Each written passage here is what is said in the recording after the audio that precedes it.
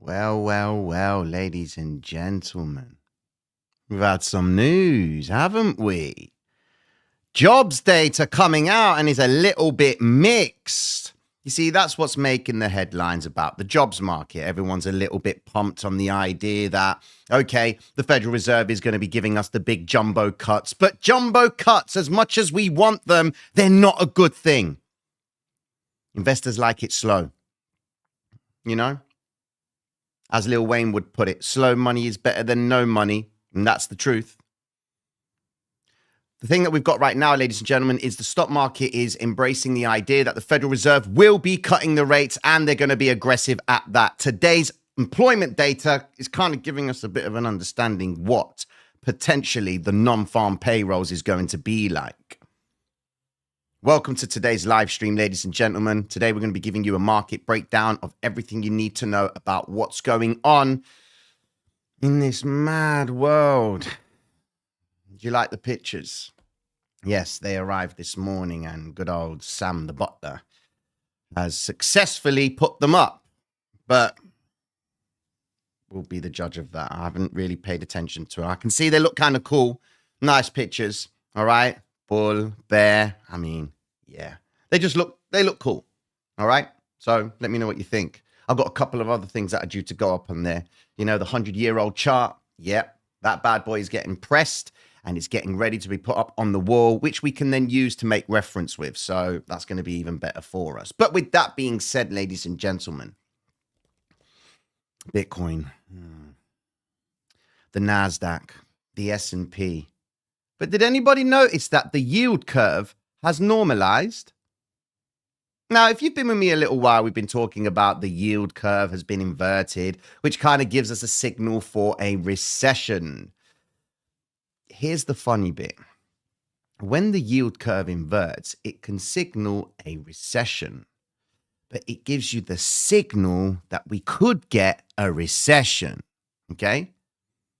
Historically, it hasn't been wrong. But based on what the data is suggesting, it's saying that the US economy is doing really well. Remember that. Of course, we've got a downwards revision of the GDP by 600 billion. So if you didn't watch last night's live stream, go and check that bad boy out. A revision on the GDP means that what the Fed thought the economy was doing is actually wrong by effectively $600 billion. That's a lot of money. And that kind of puts things into perspective on what we are getting ready for. Ladies and gentlemen, the markets are going to correct. They really are. But in the build up towards the rate cut, when we see it actually happening, the markets will respond very well. And then that will be the blowout and then yippee-ki-yay to the downside. Today, we're going to break it all down to help you understand that. So if you are new to the live stream, welcome to Traders Reality. My name is Tino. Let's have a conversation, gang. Let's get with the program. Here we go. So, changing it all up for you, ladies and gentlemen. So, we got Bitcoin in front of us at $56,700. Currently flirting with these lows, and it's done really well considering today's data that came out. Going into it, or you can see that the ADP non-farm employment change has come in at a reading of 99. That's not exactly an ideal scenario if the economy is doing well. And more importantly, with a reading of 99,000, it shows that companies are less reluctant to add jobs, which in essence is good news because we need the interest rates to be cut. That is brilliant. So in other words, when it's bad news for the dollar, it's good news for the marketplace. When it's good news for the dollar, it's bad news for the marketplace because right now we're playing a game of chess. Who's going to put us into checkmate? Right now, the king is just trying to move around. It's been knighted as well. And the queen's trying to navigate. Is she going to go and take on the checkmate? Happy days. We are so close to checkmate, ladies and gentlemen. It's unbelievable. What do I mean by checkmate? Well, let's just quickly go over and look at the story over here. Bond market yield curve returns to normal from inverted state to normal. And that has raised recession fears. Remember, when the yields are inverted, it means that investors are no longer seeking the longer term. They're seeking the shorter term. So you may have seen in the past me talking about the 2-year yield and the 10-year yield. When you've got the 2-year yield trading higher than the 10-year yield, that tells you investors are no longer interested in locking up capital with the government bonds. So they're no longer taking on treasuries, all right? And they don't want to lock their money up for a longer period of time. That's what the 10-year bond is, okay? So you go to the US government and say, I'd like to give you $1 million. Give me a 10-year bond in return. The government will turn around and say, here you go. You've got yourself a rate of 4.3%. Now, you then look at the charts again and you say to yourself, hold on a second, why am I going to give you money on a 10-year bond to only pick up 4.2% when I can go to a 2-year bond and I can get 4.9%? Doesn't make sense for me to hold my money longer and earn less. It pays me to get a 2-year bond, buy those bonds, and earn more for holding an asset for a shorter period of time. How does that make sense? Yeah? That's like getting a 30-year mortgage, right? And then paying it off in 2 years' time because you've been able to pay it off in 2 years' time. Your rate is over 30 years, right? How's the bank going to make any money from you if you can pay it off in 2 years? Principally, that's what this is. If investors are going into the 2-year yield, it means that they're not interested in locking money up for a long period of time. That's no good, because it means investors aren't letting capital sit in the US government for the government to go and increase its balance sheet and thus raise the value of the bonds. And then everyone goes to low risk and then high risk, and it's a happy environment. But right now, you look at this and think, hold on a second, if the bonds have now gone back to normal and they're no longer inverted, surely that means it's a good sign. Technically not. Why? Because the Federal Reserve is cutting the interest rates aggressively, and they don't like that. Check this out. You've got this story here by JP Morgan. They're saying that you want to go T-bill and chill trade is about to end for investors, okay? Says here that high yields on short-term government debt will come down when the Fed cuts rates. That is correct. And JP Morgan notes that the 3-month rate will drop from 5.4 to 3.5 over the next 18 months. Now, investors should reposition into long-dated bonds and large-cap equities, the bank has suggested. Well, when JP Morgan says you want to go into long-dated bonds, that means investors are going to have to go into higher maturity bonds, so that's the 10-year and the 30-year, and leave your money there because it doesn't look like it's looking too well. Now, large-cap equities means that there's everyone, and the masses will always be invested in large cap equities, okay? Mainly value based, so they can stand the test of time. So you're not looking for too much volatility, okay? So Dow Jones stocks, S&P 500 stocks, tech stocks will be wild because you can see what's happened with Nvidia, okay? So JP Morgan is effectively trying to give that logic to everybody, all right? To get ready for, in essence, a negative time, okay? Charles Schwab has put it out there. It's time for the Fed pivot. And the Fed pivot historically means that the markets are going to correct. When you go into the article, it says that investors prefer slower rate cuts as opposed to faster rate cuts because then that means they have to move more money quicker. And right now we're getting the jumbo rate cuts because we want to avoid the economy from going into a recession. Well, hold on a second. This flattening out means that we've effectively come away from recession because when it's inverted, it means it's a recession or a pending recession. Now that it's gone to normal, it means that we're going into recession. How does that make sense? Ladies and gentlemen, we've been in recession for way longer than what you think. Check this out. Remember last night we were talking about the GDP and the GDI. Okay, that's fine. Well, you've got this story here about the unemployment rate is set to rise further. So it's now putting more pressure on the Federal Reserve to cut the interest rates even more. Okay? So we're looking for 2 percentage point cuts. That's what the word on the street is. And we get 2 percentage point cuts. You've got to really appreciate that. That is a big cut in the interest rates. That means fund managers, investors will have to move a lot of money pretty quick, which does sit in line with what JP Morgan has said over here about putting your money into, where is it? Where's my article? There, putting your money into longer term dated maturities because they're not that volatile and it is deemed as a safe haven, okay? Now, when we go into the data itself about the jobs, just remember, because we're going to talk about Bitcoin, this thing right here, which is the RRP, right? When this goes up, it's a problem for the marketplace, okay? And it's been a problem for Bitcoin. And we're going to be monitoring this chart right here as we keep going live. And when we observe what's going on with the data that's coming out, we need to pay close attention to this, because if this keeps on going up, Bitcoin does not stand a chance of going anywhere. Why? Because if this goes up, it naturally forces investors, because remember, it's based on the goal is to prevent short-term interest rates from falling below the lower bound of the Fed's target rate range. And by the result of this going up, forces investors to go into other yielding, safer assets like the bonds. Okay? So it's like it's all being primed for everything to crash. Going into this chart right here, the JOLTS job openings, you can see everything's coming down. So that sits in line with what's going on over here about the unemployment rate. You can see it's actually correcting and going lower. But when you dive into this, you can see they've got a key right here. Now, the brown is effectively the jobs openings rate. Well, we know that that's not really true because people are adding fewer jobs. Okay, so that's fine. You know, the jobs are going down. So that brown there is going down. We then go into the openings. We know that's going down. But the red line is hires. That's starting to go up, which then effectively then goes over to the data here. And you can see that unemployment claims are fewer than what they had projected. So we've got this mixed batch of data, but the market's trying to hold on to the idea that the Fed is going to be cutting the interest rates, okay? And that's what we're effectively trying to determine today, okay? Is Bitcoin going to keep moving back up?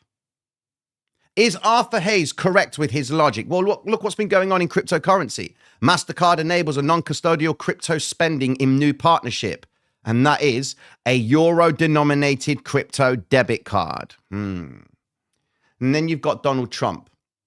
This guy's trying to run a crypto business, which people can clearly see he's going to benefit from it. Okay. And then what will happen is he'll go into power and he'll start running this business and then effectively give all proceeds to someone or something or to a cause. If he doesn't do that, then he's going to be then creating more and more conflict behind it if he's going to get a beneficial gain from opening this business, which happens to be involving his son. His two eldest sons, Donald Jr. and Eric, are also posting about their new platform called World Liberty Financial, as is his daughter-in-law, Lara Trump, who is married to Eric. So keep it in the family, ladies and gentlemen. That's the flavor, okay? So that's where we are with crypto. Now, with regards to cryptocurrency and talking about the idea that it's all going to the pan with the unemployment rate set to rise further, if the unemployment rate is going up, then how on earth is retail going to be spending money on Bitcoin? How could you expect Bitcoin to go up? We're having to rely on the stock market optimism about rate cuts to send Bitcoin higher, closer towards our projection of 80K. Now, you might be thinking, no chance, Tino, no chance, Tino. But the market will effectively do something to make you not believe that the worst is happening, to get you committed into it. That's how the market works. Check this out. Heaviest outflows in cryptocurrency. I mean, it's not helping now, is it? Come on. We just know that these guys are they're taking profits and paying their clients. That's, you know, your Black Rocks and your Fidelities. All right. Says here, spot Bitcoin exchange traded funds had their worst day in over 4 months on Tuesday, alongside a broader market sell-off. More than 287 million was withdrawn. I mean, it's not nice. It's not nice. And then we go over to the Arkham Files itself. You can see that they've still got 357,000 Bitcoin. That's BlackRock. Grayscale still sat with 261. Going down here, I'm looking at the transactions, and I'm not really seeing BlackRock really doing much other than Grayscale. And then when we go over to what's going on in cryptocurrency itself, I've got a list of stocks here for anyone that's involved in trading or investing in crypto stocks. Okay, now these are the only companies on the stock market in the US that are fully involved in cryptocurrency, okay? Not companies that are associated with. In other words, Spotify, its business model is not cryptocurrency, but it effectively allows people to take payments with cryptocurrency. So it's part of it. But these right here are all about cryptocurrency, okay? We got MicroStrategy down there at $124 a share. And then, of course, you got Coinbase Global, Invesco. So we're familiar with these household names in cryptocurrency. And the best thing for you to look at, guys, is always look at these stocks and then correlate it over to Coinbase. How is Coinbase behaving? Because if Coinbase is starting to mark up, then you can usually expect Bitcoin to mark up. And if you pull up the Coinbase chart and Bitcoin and look at how they trade during the New York session, you'll start to see some similarities. You can use the volume of Coinbase, all right? Because Coinbase itself, if you just go over to it, right? Let's open the charts up. And you go over to Coinbase and you look at their daily volume. It's roughly around 7 million shares a day, okay? Well, nearly 8 million shares a day. It's not that much. But if they're investing in Coinbase, well, what is Coinbase? It develops a platform to invest and use crypto assets for retail users, institutions, and ecosystem partners, okay? And given that they have got approximately, if we just bring this here, you've got 1,338 funds actively trading this. That means that 1,338 funds know something about this stock. They have inside information, not so much inside information, but they know what's going on in the business. They want to know what their plan is in the future. They know what contracts Coinbase has got. They know where they're getting involved in, what they're not getting involved in. And that's going to be the reasoning as to why Coinbase will go up or down. And if you look at Coinbase, it's kind of looking like Bitcoin's price action right now. Okay. And this is on the weekly time frame. So if you correlate Coinbase with Bitcoin, even though the volume on Bitcoin is is more than what Coinbase is, you're going to understand how investors are feeling about cryptocurrency by looking at how Coinbase is behaving. Okay. Now, with that being said, ladies and gentlemen, the bigger picture of it all is what's going to happen next to Bitcoin. Well, the marketplace today hasn't really done too much. I mean, if you look at the NASDAQ, it's still trading in this zone. And quite frankly, ladies and gentlemen, I actually believe that you're not probably going to get that much activity today. It all depends on how the market reacts in the next 10 minutes time to the data that's come out, which has given us a little bit of a mixed reading. We've got the final PMI services and the ISM services right here, which is going to be a very important factor on understanding if the rate cut is going to be happening or not, or should I say, as jumbo as they're expecting. Remember, as Charles Schwab said it, they don't want it to be fast. It has to be a slow and progressive thing. And when we've got the idea of a Fed pivot, well, everything is all scaling up to that. Do you remember this chart yesterday that I showed you, the quarterly earnings or quarterly gains and losses of banks? I've just been showing you this, but you can see the problem is actually starting to come into play with this chart right here with the quarterly credit loss provisions. So it's not that they're in losses already from securities that they're holding. They've also got credit losses that are actually mounting. And that is a problem because if a bank can't get the credit back that it's borrowed from its clients, that only means what? Closures, bankruptcies, and it's all going to trickle down. Any financial crash that's happened in the marketplace started with the reason why the money was put out there in the first place, the bank. That's why they all want these interest rates to drop, because they want to be able to sell to their consumers, their business clients, money. Okay, if you go and have a look at what was going on earlier on in the news on Bloomberg, there was an article that suggested that iron ores have effectively, the supply of iron ore has actually increased. So no one's really consuming iron ore. Okay, now that is sort of a good thing in principle, not great for iron ore traders, but it kind of tells you that when the interest rates start to come down, okay, that means that construction companies can effectively go out and borrow money to start putting money to work and get supplies, which is where they would then consume iron inventory, because you need iron for infrastructure, foundations of buildings and what have you. All right. So if there is a supply in any of the commodities, that tells you that economic activity isn't really happening. We might look at other things like jobs data and all of this stuff. Well, sorry, the actual jobs reading here. And we can see it's trending downwards. So if less people are being employed, that effectively means that the economy isn't moving. Consumers aren't spending money. Okay. And this is what the Fed is effectively trying to avoid. It's trying to avoid this problem of a recession. But ladies and gentlemen, we are in a recession and it's all going to go to pan, in my opinion. And how you set yourself up for it is by courtesy of JP Morgan.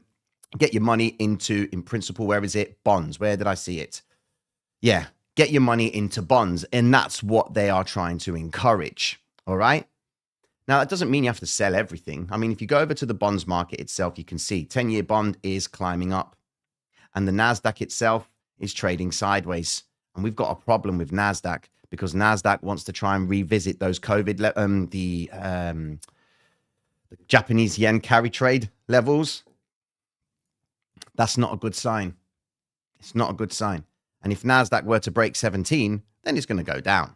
And there's no problem with NASDAQ being at 15. We were at 15 not so long ago. And when was that? Hold on. Where were we at 15? That puts us over here, 15. And that was November 2023. Nearly a year ago. Ugh, not ideal. But hey, yeah, it's not looking good. But don't take that as in, oh my God, Tino's FUD. I'm not FUD, far from it. Okay? The markets have to reset.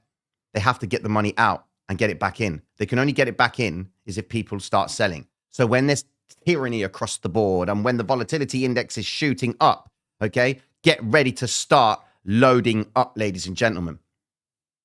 That's how smart money works. We know that to be the case. Smart money, dumb money. When the blue line is going up, it tells us that smart money is effectively selling into retail. When it goes down, it means that smart money is buying, okay? So when it's buying, that means assets are going down. Volatility index up. When it goes up, you see this vector candle right here? Red vector candle. They'll go to that. That tells me that the stock market is probably going to start coming down. But that will probably be after the rate cut and then the election. That's why Tom Lee said within an 8-week period, up to 8 weeks, we could see the stock market correct 10%. What would that look like for Bitcoin? Well, it won't look too good for Bitcoin.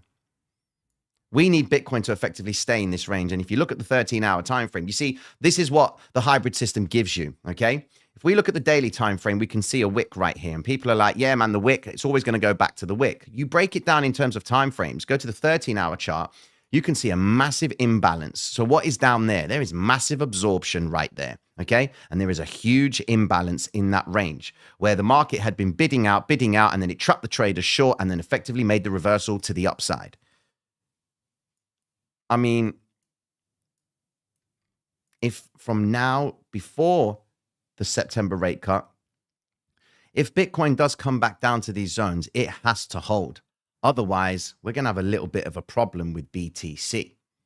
And our 80K projection will be compromised. That would mean Bitcoin would need to do at least from the lows to here. If it does hit that point, it would have to jump up 60%, man. And I mean, do you understand how much liquidity needs to come into the marketplace to achieve a 60% run up to the upside? Don't get it twisted. Volatility doesn't require volume. It doesn't, okay? Because you can have a low liquid market and assets can just fly, all right? But it will help if the volume is there. Now, a lot of people are feeling a little bit concerned in cryptocurrency. I'm not going to lie. They're not really optimistic, but I am, because I'm seeing vectors that are being left behind on Bitcoin. And that is where we really need to see Bitcoin head towards. This sharp move down might be revisited with Bitcoin. But again, we've got data that's coming out tomorrow. If this data comes in and shows that the non-farm employment change is showing a reduction in jobs available and the unemployment rate runs up, there could be an emergency rate cut before September, because then you've got this rough week next week, which is effectively CPI. And the data is not looking good. Manufacturing sector has contracted for the last 5 months, ladies and gentlemen. This thing right here is going up, okay? And if this thing keeps on going up, we have problems, okay? We don't want this to go. We need this to go down for Bitcoin to move up. And as long as this little thing here goes up, it's not going to be a good day, ladies and gentlemen, I'll tell you that. But look, I'm being sincere about it. I'm not going to tell you what you want to hear. I'm telling you what I believe is important for you to take into consideration when you are committing liquidity to buy this asset. Go on to X if you want, okay, and have a look at what everyone's talking about on X. If you just type BTC on X, what do you get? You just get all sorts of stuff. Bitcoin Prime for this. I promised Bitcoin 58K. I'll give 10K to people. All this, all this madness that I'm seeing on here. Okay. And it's nothing wrong with what they're doing. They're talking technically and what have you. And it's all just structures and charts. I mean, look, this right here is the logic that we would expect Bitcoin to run with. Okay. But it's just taking historically what happened at that point and then looking at it from here, because it looks like it's the same thing. This is where technical analysis kind of gets a little bit flawed, because you're effectively assuming that that's going to be the case afterwards. It's no disrespect to anyone that's doing this. What I'm trying to do is get you to navigate it from the perspective of what is convicting you to believe that that could be the case. If technical analysis in principle has to come afterwards, especially when you're in this environment of macro-driven behavior.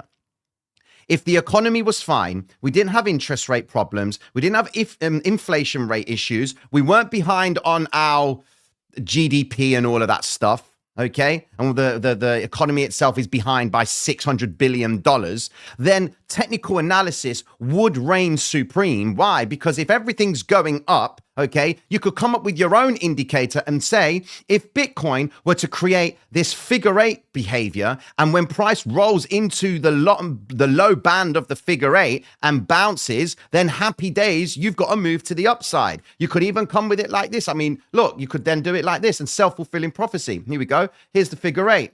Okay, you draw your figure eight and say, look, every time it goes into the lower band of the figure eight, happy days, you're buying. Awesome. Yeah, baby. But if it's a bullish market and everything's going up and investors are just taking anything that's being offered in the marketplace, it's going to work.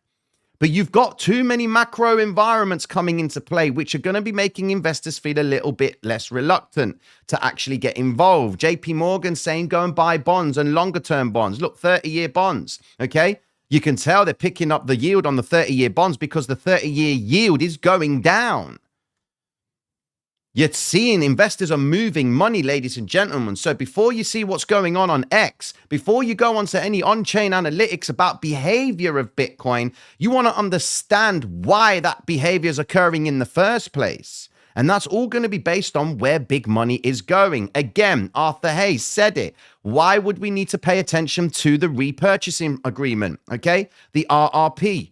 Why? Because when this moves up, it means the Fed is preventing liquidity from being released into the marketplace. Okay, you don't want that. You want the Fed to just let liquidity come in, which means that that's going to be more money for people to put to work to go and do what?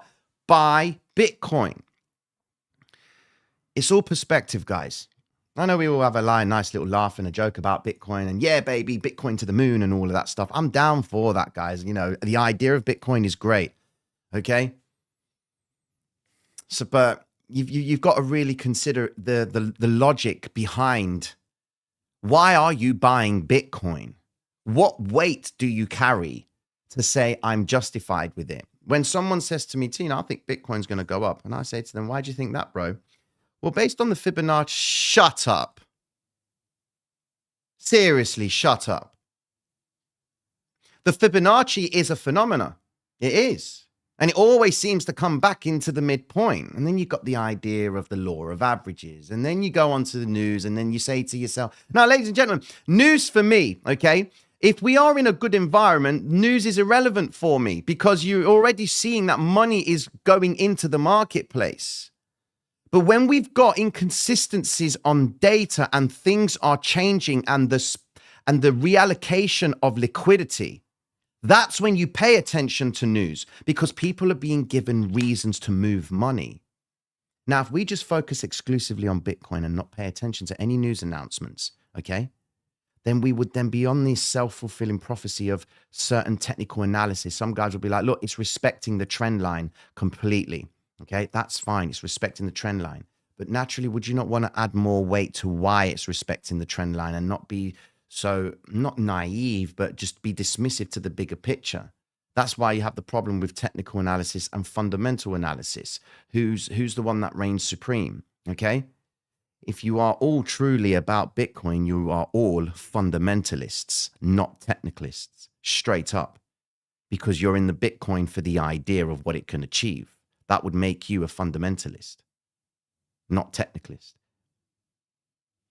You don't care about Bitcoin's price.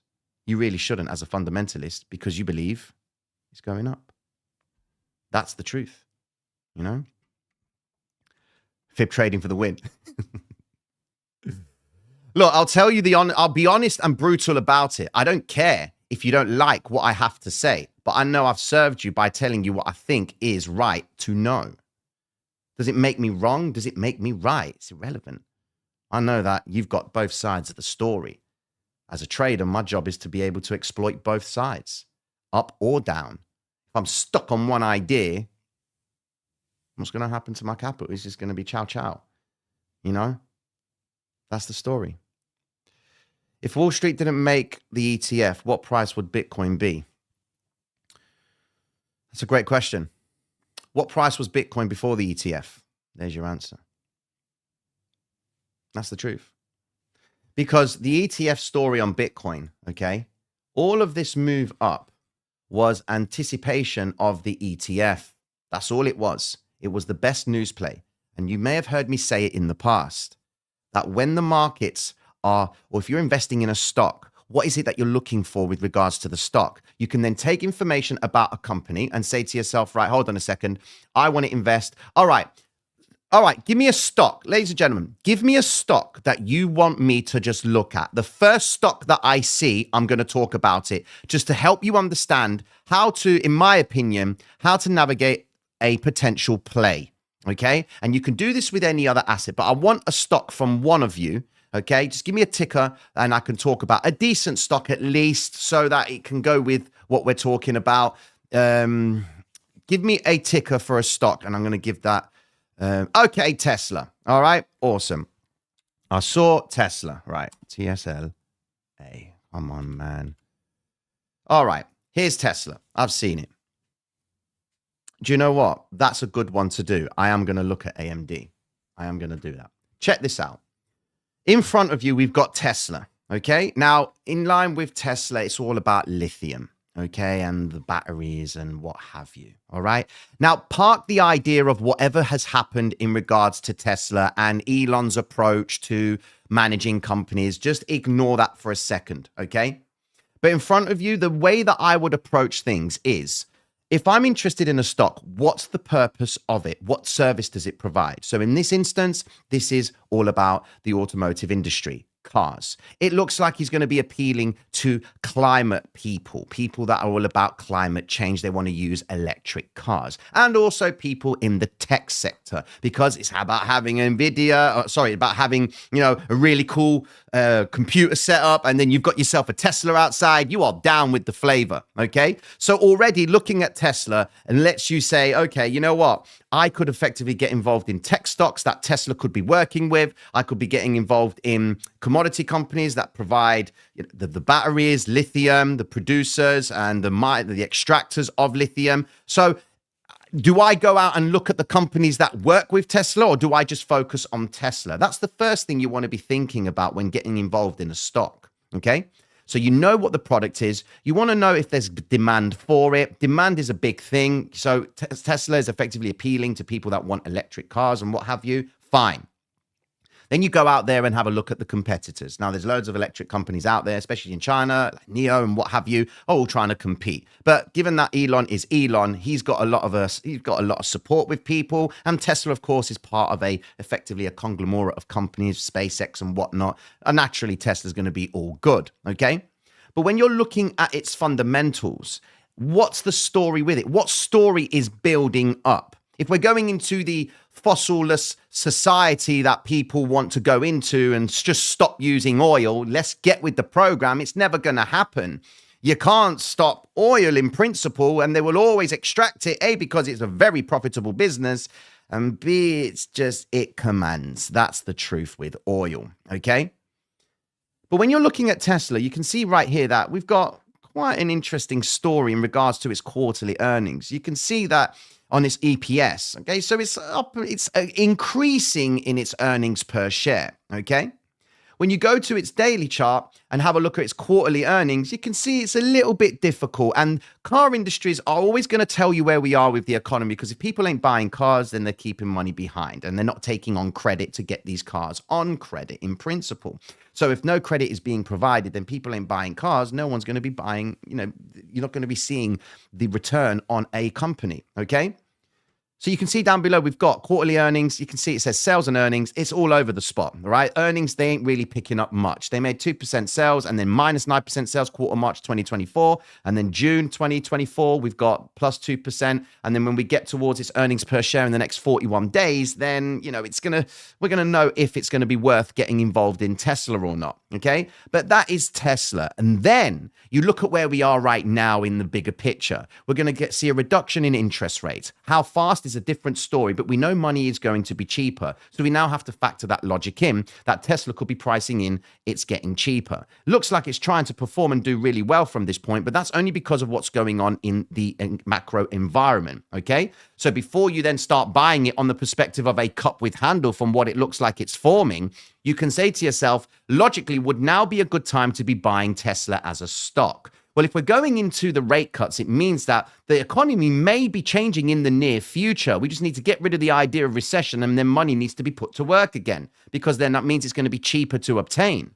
So we need to wait for that initial reaction. I've got my stock right now that tells me over the longer period of time, people are going to be getting involved in Tesla because it's economically friendly.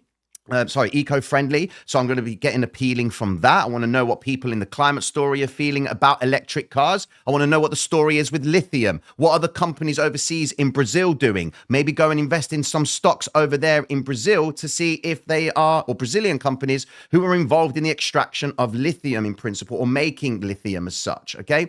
So there are various ways that you can approach diving into a stock. And then you go on to X. And then it's simply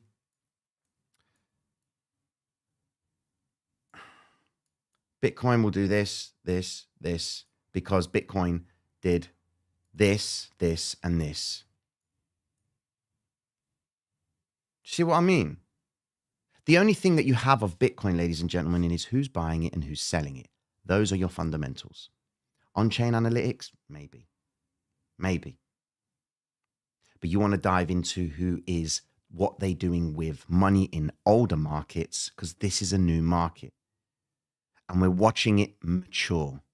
We're watching it develop. Because Bitcoin, in my opinion, will make it into the investment portfolio split.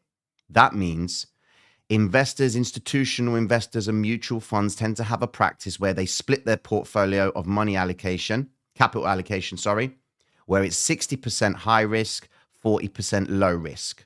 That 40% is bonds, just 1%. 1% is all we need in that 40%. So that means 39% bonds, 1% Bitcoin will be the future practice.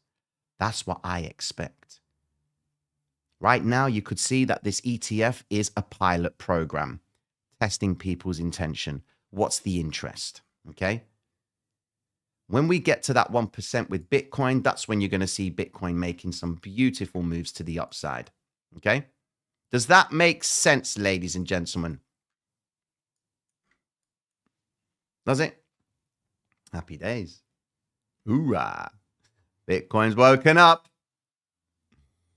We need this thing to move. Tina, you're referring to canola oil when you say oil. No, just oil. Crude oil. Any questions, ladies and gentlemen, before we get this party started off and go? Tia, I'm always saying the Fed pivot will make it reverse lower. Yes, it will. But you've got to understand that they won't. Guys, there's nothing out there right now that's making an investor buy or sell other than the interest rates. Nothing. Because right now, there's got to be a massive reallocation of stock, of capital, because they want to give the interest rate cuts a big cut. Awesome. Market will react to that.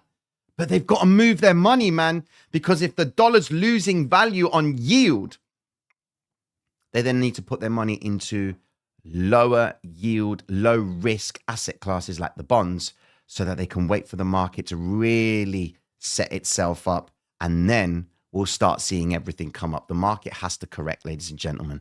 You can't expand if there's no correction. That's the truth. Okay? Yeah, that's the truth.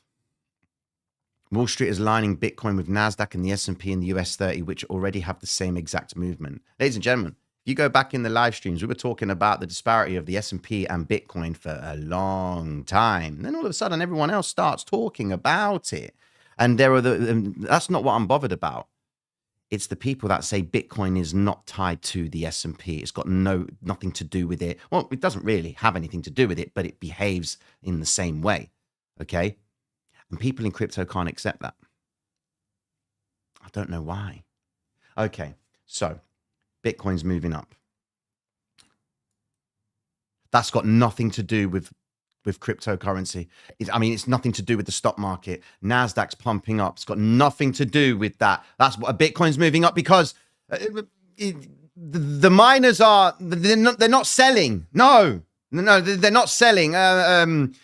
Even though the miners have stacked up the OTC balances to the sum of around 37,000 Bitcoin on the OTC markets, they want to try and get rid of their Bitcoin so that they don't affect the spot market. That could be why Bitcoin is rising, because people are selling. I'm a little bit confused as to why Bitcoin's moving up. Oh, people are buying it. Yeah. People are buying. No. People aren't buying Bitcoin. They finished buying Bitcoin. That's your area right there. They finished buying it, all right? Until we see them buy more, which means Bitcoin goes down, okay? But then you've got the stock market moving up, but Bitcoin's moving up. So why is Bitcoin moving up? Because the stock market's moving up. No, because money is being moved from the legacy assets. Bitcoin's just getting chump change going into it, all right? Any spare pocket money, just chuck it into Bitcoin, you know? Outflows are massive on Bitcoin right now. Outflows are massive. People are selling. They're buying up the Bitcoin. They ain't selling nothing. But again, it's perspective, man. It's how you translate this information. You follow the big money, then you'll know where the big money's going to go. It's an easy practice when you accept it. When you accept that big money is going from one place, you can assume it's going into crypto. Because remember, people in crypto need a reason to buy. Interest rate cuts, slowdown in the jobs market, NASDAQ moving up. There you go. Bitcoin moving up. That's it. Oh, AMD. People want AMD. You want AMD? Okay. Let's do a breakdown on AMD. Okay. And then I'll let you guys be. Time, 1:45. We're good. We got data coming out shortly. Data coming out now. Wait. 14 seconds. Final services PMI. Here we go. We're going to get an insight into what this economy is really about. Just wait there and we do AMD in a second. Here we go. 5, 4, 3, 2. Well, it's not a big news announcement. It's the next one that will move the markets because this is the final services PMI. You are waiting for level of diffusion index based on the servicing, purchase managers and service industry. Above 50 is expansion. Here we go. Come on, this is pain.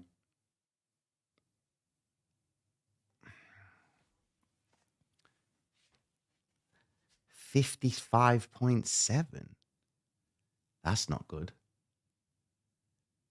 That doesn't make sense. A leading indicator of economic health. Businesses react quickly to market conditions, and their purchasing managers hold perhaps the most current and relevant insight into the company's view of the economy. This is about 400 purchasing managers, which asks the respondents, what do they rate the economy, the employment, production, new orders, prices, supply, deliveries, and inventories?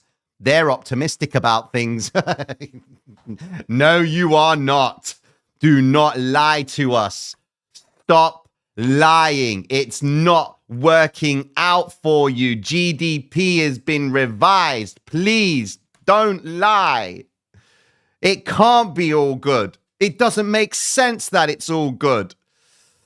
They're lying to us. They're lying to us. But the big data is coming out in 15. Now, here we go. AMD.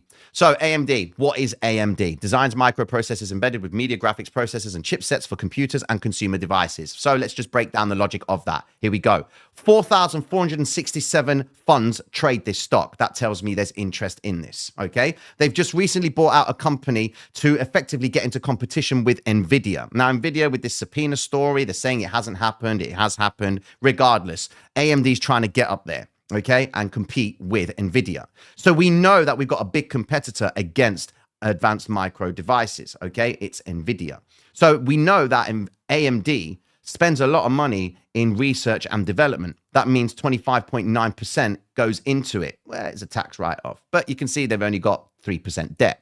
So that's even better news. Management holds 1%, banks hold 1%, funds hold 41%. So we know there's a lot of people that know something about this stock, and that's the reason why they're advising it to their clients. So we can already understand the environment that we've got with AMD. AI, it's pumping, it's going crazy. Already, it's been spoken about. Interest is there. The dudes, the kids that want computers, okay? And chipsets for all, your graphics cards and whatever services they are providing, okay? Consumer devices. We're coming up to Christmas soon, ladies and gentlemen. We could only make the assumption that as we get towards the Christmas period, we get a rate cut in September, we get the election, and then we get another rate cut in December. We can only assume that the markets are going to be going up on the benefit of that bad boy, and then going into the start of the new year, everything comes down. You are going to be buying up now in AMD to effectively take a profit by the time 3 months are done, and then you close off at the end of the year. Maybe you could do that, but we're going into a seasonal time where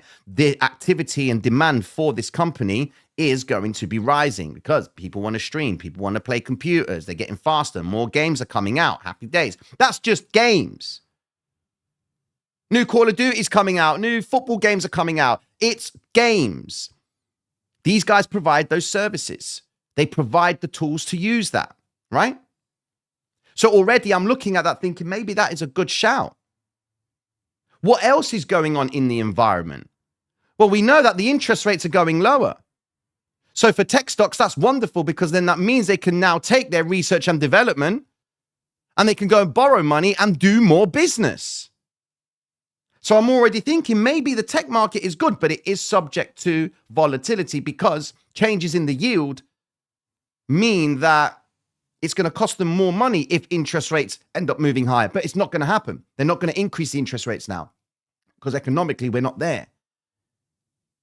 So that could be a good option for me. I look at its quarterly earnings and I say to myself, well, how have these guys been doing? They've been doing all right. And their earnings are effectively, well, with their earnings per share due very soon. No, not anytime soon. But look at the earnings in this, the quarterly earnings.